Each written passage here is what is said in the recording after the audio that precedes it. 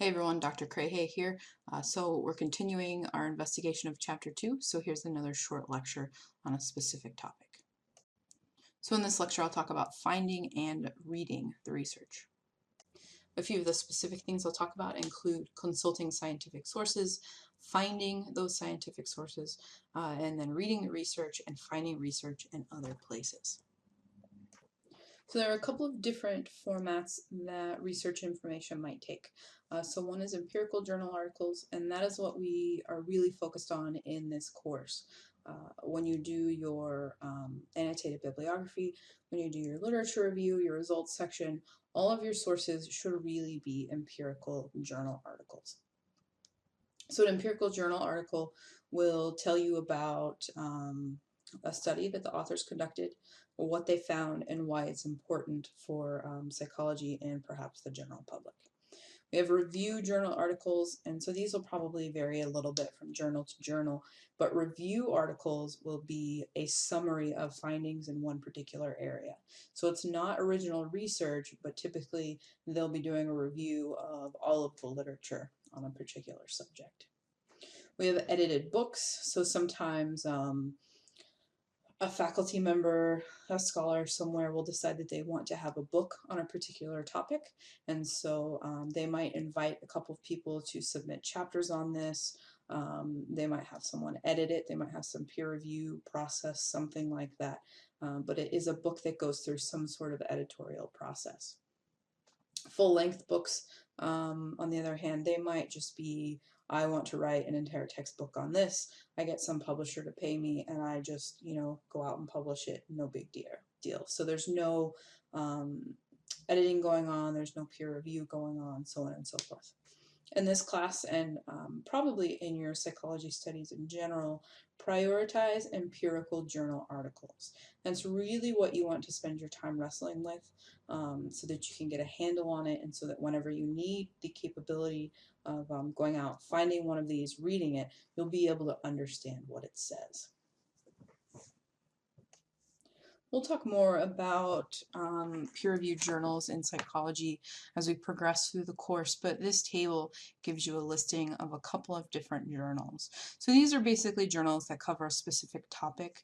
So there are some psychology-wide journals.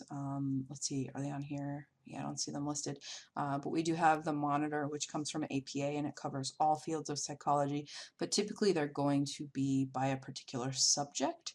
So here you can see in the top left we have some clinical psychology journals, going down applied psychology, going into cognitive, so on and so forth. So there are some broad overall journals, but there are journals that target a specific area. So for instance, if you're interested in counseling psychology, why not just start with this journal right here, The Counseling Psychologist? You know it's going to have something that's relevant for you. So there is a separate lecture that covers how to find these scientific journal articles. So if that's what you're looking for, go ahead and stop and go find that. But now I want to transition into how to read scientific sources. They're all in a particular format, and if you learn the format, you kind of can get used to tearing it apart and seeing what they're really saying about the study. So two guiding questions that you should always use when you're reading scientific sources. What's the argument, and where is the evidence? So what are they arguing for? What are they trying to propose? And then how are they supporting that up? You can answer these two questions in the various sections of the paper. So an empirical article will always have the following sections: an abstract, an introduction, a method, results, and discussion. Your paper at the end of this term will have these exact sections. So we'll talk about these in more detail later, but just to give you an overview, the abstract is going to serve as kind of a movie trailer of your paper. So you're giving people that 1 to 2 minute glance inside of your movie and convincing them that what you've written is important, what you've found is important, and that there are clear takeaways they will have after reading this paper. So it's just a short summary. You'll also have an introduction section. So in this section, you're really going to dig through previously published research, see what they found, and then really tell a story of the purpose of your study and what you expect to find. The method does exactly what it sounds like. You'll describe your participants, tell what they did, talk about what measures you used, all of that good kind of stuff. Results section will include the statistics, the data, and then discussion will tell you why all of this is important. So now that you know the different sections, what's the argument? You will be able to find that in the introduction and the discussion. So they'll be building the case in the introduction for their argument. They'll end with what they expect is going to happen, and they'll spend the discussion telling you why what they've found is important. The evidence, you'll find that in the method and the results. So method will tell you what kinds of questions they asked, how they asked them, and then the results will tell you all about the data. So 2 guiding questions and the various sections that you can find them in. So typically you'll go to the library website to find journal articles, but you can find research in other places. So one great one is scholar.google.com. It's basically a Google for scholarly articles.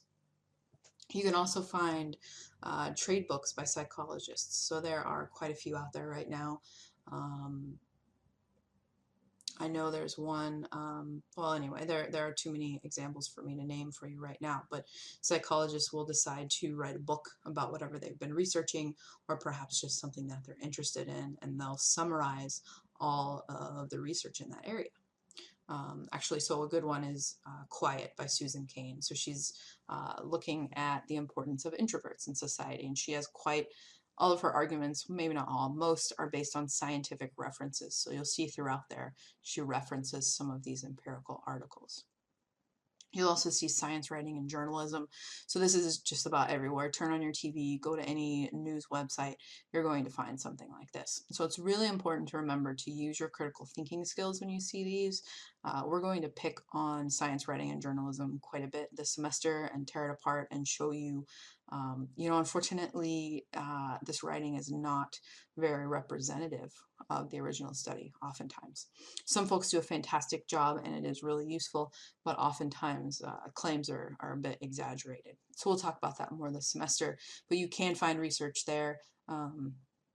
Here we have table 2.6, so we have some example magazines. So you've probably heard of Psychology Today, Science News Daily, Current Directions in Psychological Science is a journal. You could go to the APA website. So there are a couple of examples of other places to find research. If you want to know how to navigate the university library, again, I'll provide that link for you here. That goes into more depth and does a screen walkthrough for you.